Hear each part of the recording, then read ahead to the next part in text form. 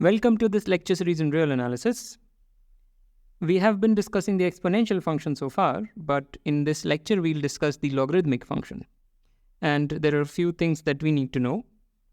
The first is the homomorphism property of the exponential function. Then the fact that the exponential function is a bijection from reals to positive reals. Very important. We need to know the inverse function theorem. And also we learned this fact previously, but we only justified it intuitively. In today's lecture, we'll give a proper proof of it. All right, so let's proceed. One problem for practice. And now let us get started.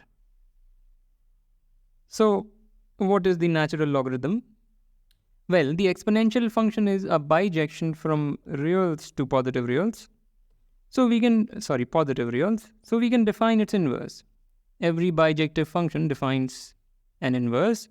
So the natural logarithm function is defined as the inverse of the exponential function.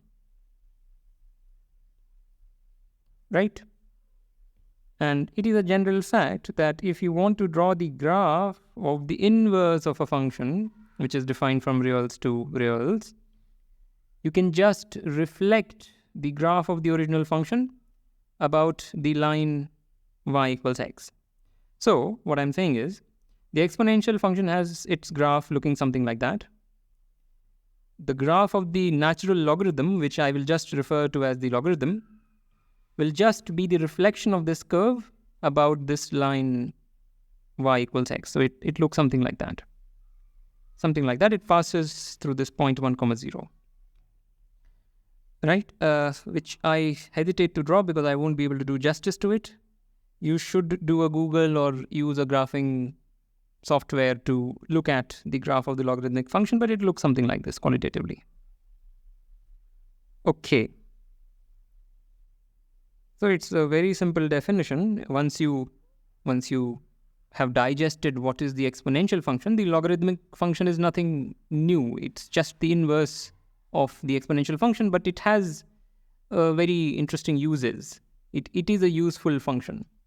So let's at least note some properties. The first is the derivative of the logarithmic function. Before we talk about the derivative, why is the logarithmic function differentiable? Well, the exponential function is differentiable, and the derivative of the exponential function never vanishes. Therefore, the hypothesis of the inverse function theorem is satisfied, and in particular, the logarithmic function, namely the inverse of the exponential function, is differentiable. Further, the derivative of log by the inverse function theorem again is nothing but 1 upon the derivative of x at this point. Just applying the inverse function theorem. But the derivative of x is x. So this is 1 upon x of x inverse of x, which is 1 upon x.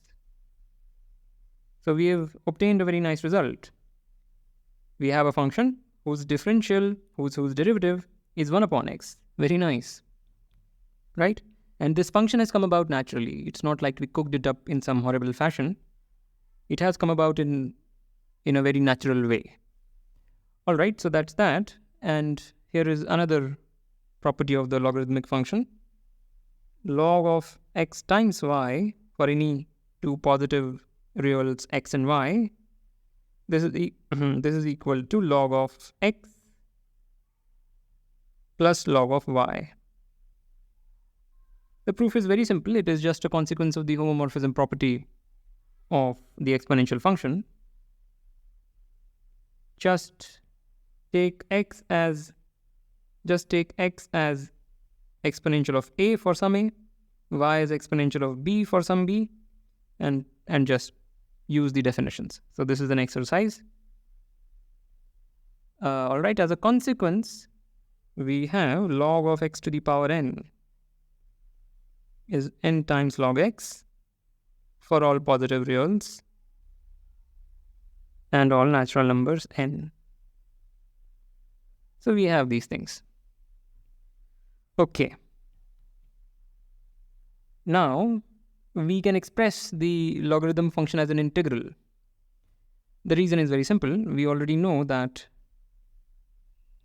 well, let's do it this way. So let's call this function phi of x,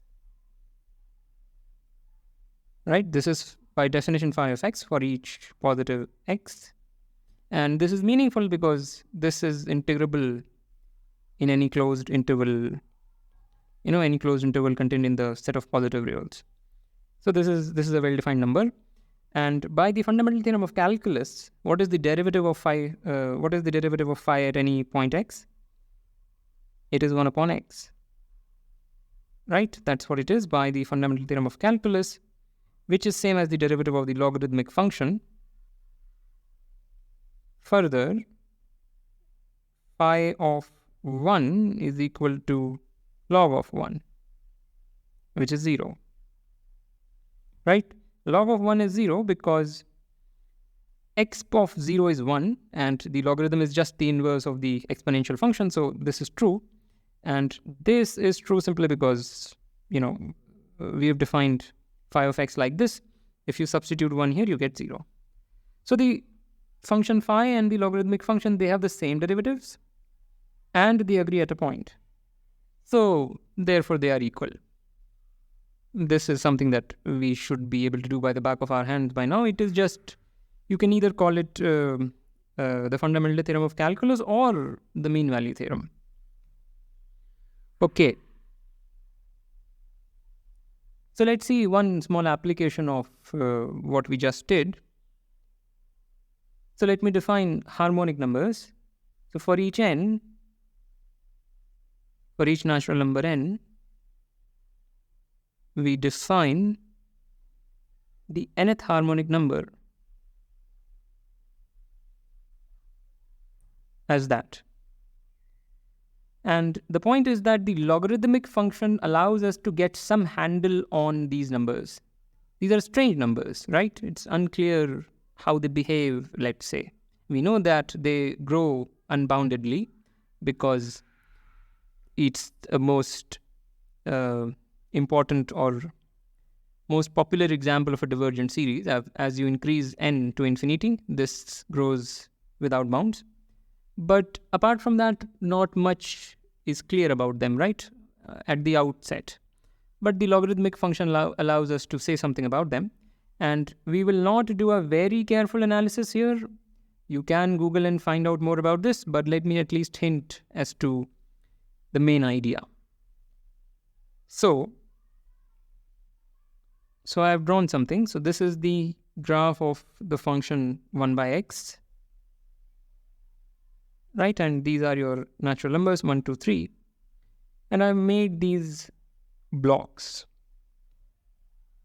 Right, now the area of these things, let's just count these ones. The area of what is the sum of the area of the shaded things? Let me shade it. So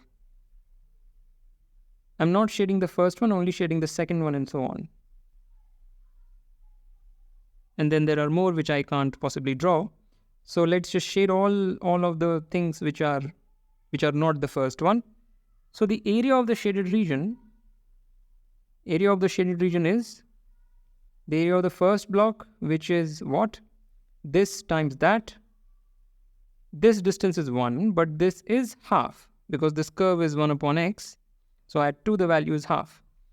So the area of the first block is half, then it's 1/3, and then 1/4, and so on.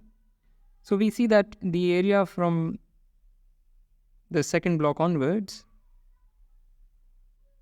this up to 1 by n, this is at most the area under the curve 1 by x, right? Since the curve 1 by x dominates these blocks from above, the area under it will exceed or dominate the sum of areas of these blocks. Right? So this is at most this number, which is nothing but log of n. But on the left side, we don't quite have the nth harmonic number. So we add 1 and subtract 1. So the left side becomes the nth harmonic number minus 1, and the right side is log n. So this gives us some bound on, or at least some upper bound on the nth harmonic number. Let's do a lower bound also. Okay, so this time we will take the sum of these blocks, the areas of these blocks, and more of them ahead. So again, the areas of these blocks are 1 plus 1 by 2 plus 1 by 3 up to, let's do it for the first n blocks. So the area of this guy is 1 because this length is 1 and that length is 1. The area of this block is half because this length is half, that is 1, and so on. So let's just add up to the first n blocks, and that will dominate the area under the function 1 upon x. Right? Because the curve is below these blocks. So the nth harmonic number is at least log of n. So by combining these two things, we can write that Hn is in this range.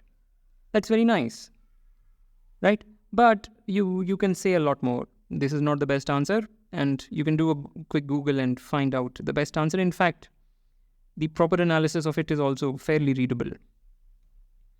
All right, so one small application where logarithms naturally appear. All right, here is another very interesting, not very interesting maybe, but at least one useful fact. Just like we can express the exponential function as a limit, we can express the logarithmic function as a limit. And it is somewhat unpalatable, this expression, but whatever it is, it's useful. And I don't want to run over the proof of it. I will just show you the proof because I don't have anything to explain here. Let me just say one thing. If you do the Taylor expansion of this guy is nothing but x to the power 1 by n. So you can do a Taylor expansion of this guy, and that will give you a proof, but a more efficient proof is as follows. And you can pause the video and read it. I don't want to go over it because I don't have anything to say about it. Okay. Taylor expansion of the logarithm. This is also an exercise because it's a direct application of Taylor's theorem. We already know that the logarithmic function is differentiable at least once. If you just repeatedly apply the inverse function theorem, you will find, or you don't even need to do that. You already know that the first derivative of the logarithm is 1 upon x. And 1 upon x is differentiable as many times as you want if x is a positive real, in that range. So logarithmic function can be differentiated as many times as you want. And then you can just show that this series converges and do some little bit of work, and you'll be able to show this. So this is an exercise. Yeah. So this is useful. I mean, we should know the Taylor expansion of the logarithm. Okay. And let's proceed. Right. So now we can talk about the fact that we intuitively justified in a previous lecture. This time we can give a proper proof of it. So define Tn as this expression, and we want to show that Tn converges to the exponential of x.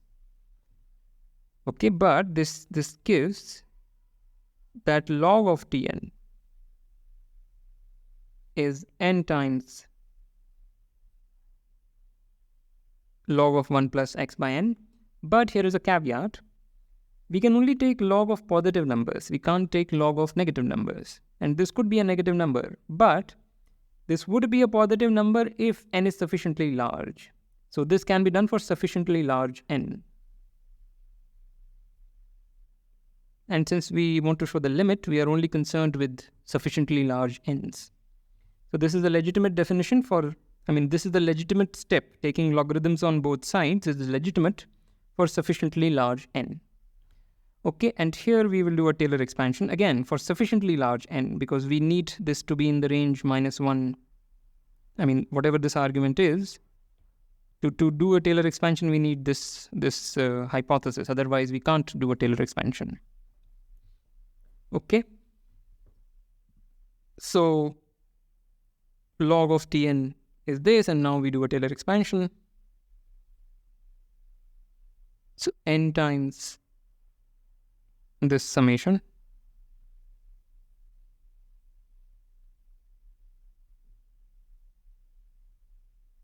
Yeah.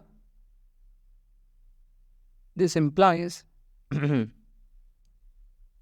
log of Tn, again for sufficiently large n, is equal to, so what is the first term here? What is the value for k equals 1?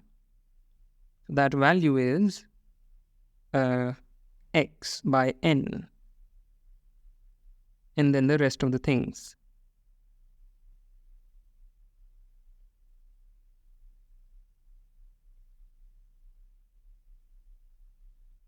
Multiplying out by n, opening the bracket, we get the first thing is x, and then the rest of the stuff is the following.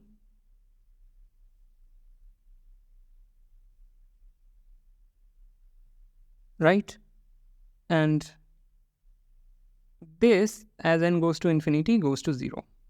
Because you can just pull out a 1 by n, and the rest would, the rest is a finite number. But yeah, since you're dividing by n, if n becomes sufficiently large, it becomes smaller and smaller. So, not to belabor the point, this implies that the limit, and this is equal to x. So here is a small justification that you have to make, that this goes to 0 as n goes to infinity, but it's just a matter of pulling out a 1 by n and writing a -2 here and do a little bit of work. So we have this, and but the logarithmic function is a continuous function. It is in fact a differentiable function. So it is of course continuous, and hence this limit is nothing but this limit. But that implies this is the exponential of x.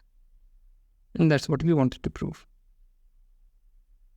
So that's it. And yeah, with that, I want to end this lecture. As usual, like, comment, share, subscribe, and I will see you next time.